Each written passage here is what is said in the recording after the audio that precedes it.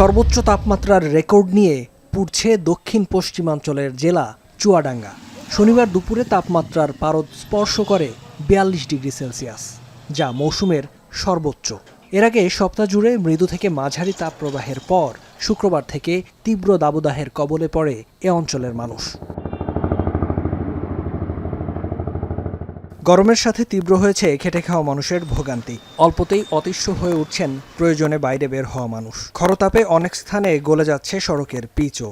জেলায় ভূগর্ভস্থ পানির স্তর নেমে গেছে ৫০ থেকে ৬০%।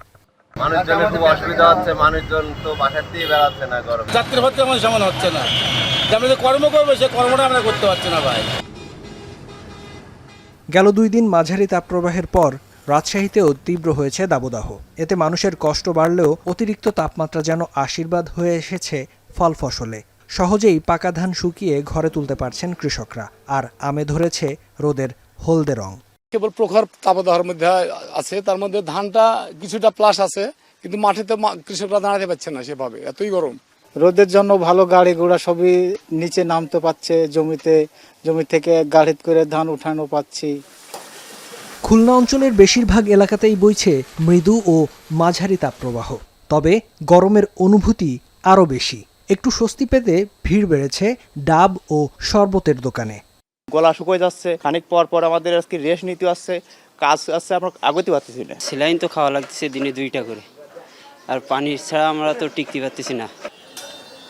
উত্তরের জেলা রংপুরেও দাবদাহে ওষ্ঠাগত জীবন। অতিরিক্ত গরমে কমেছে শ্রমিকের কর্মঘণ্টা, সাথে কমেছে আয়ও। হিটস্ট্রোক সহ গরমে অসুস্থতা এড়াতে স্বাস্থ্যকর খাবার খাওয়ার পরামর্শ দিচ্ছেন চিকিৎসকরা। মৃদু থেকে তীব্র তাপপ্রবাহ বইছে ঢাকা, টাঙ্গাইল, কিশোরগঞ্জ, ময়মনসিংহ, বরিশাল সহ দেশের অন্তত ৩৮ জেলায়। এতে বিভিন্ন স্থানে দেখা দিয়েছে শ্রমিক সংকট। শরবতের চাহিদা বেশি, সকাল থেকে রাত 10টা-12টা পর্যন্ত এখানে শরবত বেচা কেনা হয়।